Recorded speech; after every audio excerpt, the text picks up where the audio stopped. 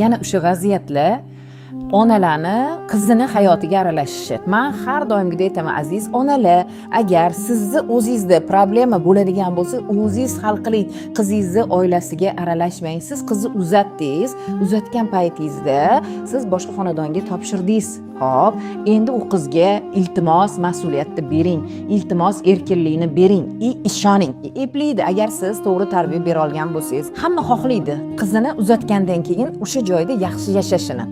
Endi qarang, u xonadondagilarni ham ko'raylik. U xonadondagilar ham o'g'lini uylantirgan.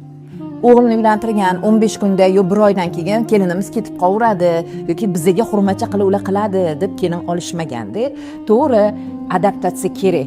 Har bir oilaga kerak, ko'nikishiga, kuyovga ham, kelinga ham kerak. Lekin mana shu narsalarga hech kim e'tibor bermayapti. Bu holatda qaynonani ayblashadi, lekin ba'zi bir qaynonalar umuman aralashmaydi. Kelinim to shu uyda ildiz otsin, mayli biza ko'z yumamiz, adaptatsiya kerak kelinimizga deb indashmaydi. Lekin shunaqa vaziyatlarda kelinni onasi qo'ymayapti.